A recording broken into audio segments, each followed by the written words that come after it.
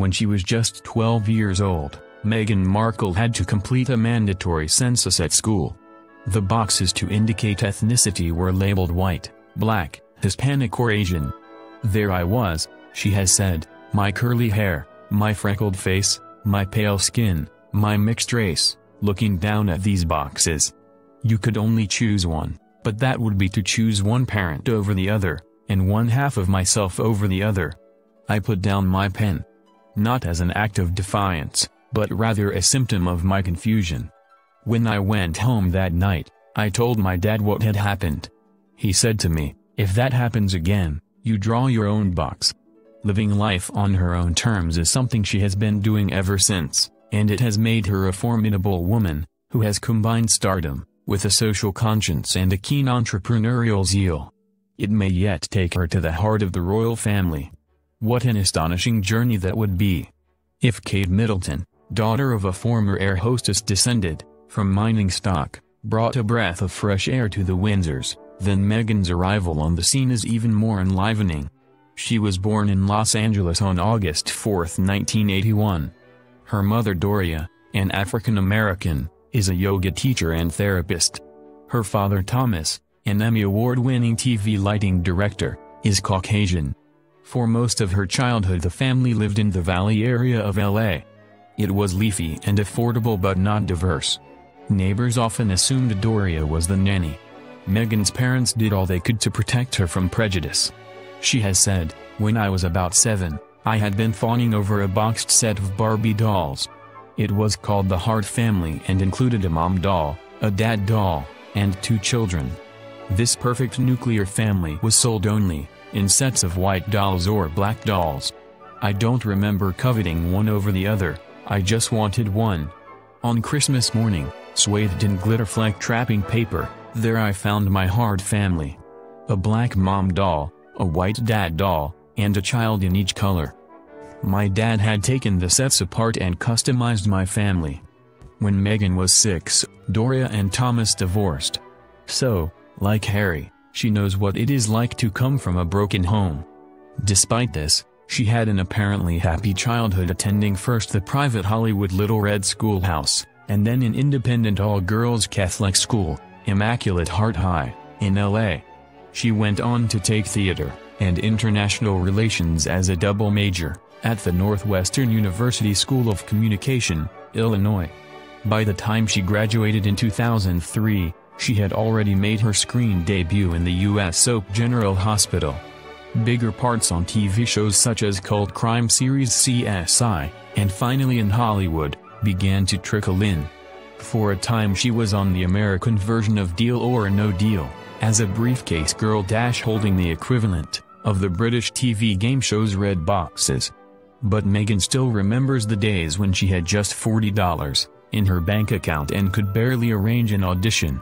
Between acting jobs she supported herself as a freelance calligrapher, and is still a passionate devotee of the handwritten letter.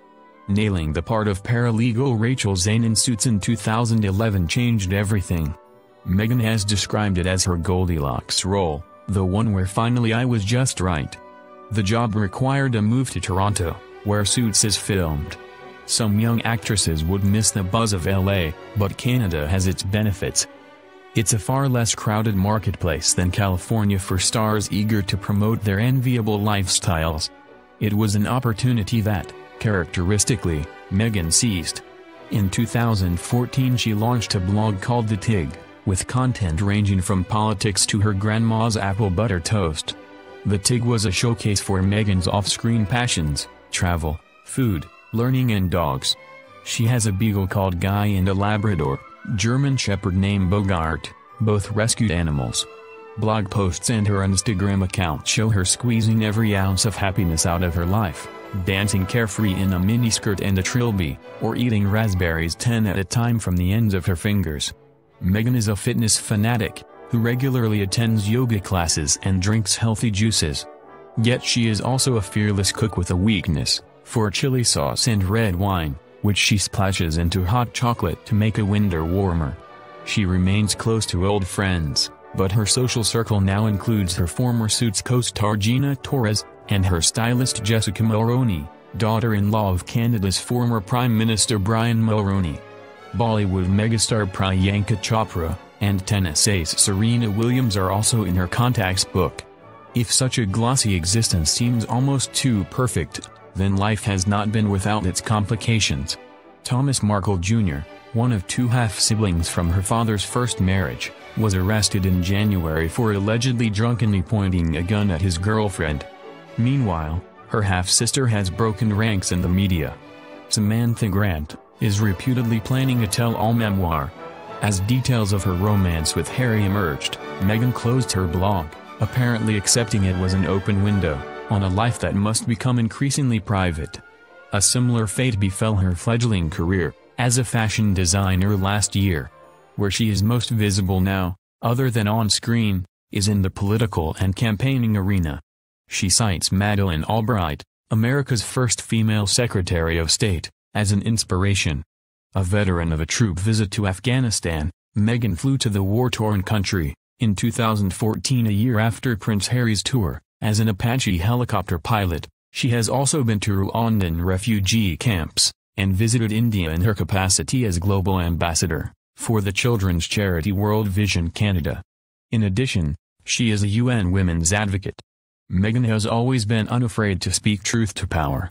When she was just 11, she campaigned against a detergent manufacturer, because it targeted its advertising solely at women. The company caved in. Women need a seat at the table, they need an invitation to be seated there, and in some cases where this is not available, they need to create their own table, she has said. It's the same attitude her father instilled in her, when he told her all those years ago to draw her own box, to create an identity for herself. Right now she's becoming a bit more British.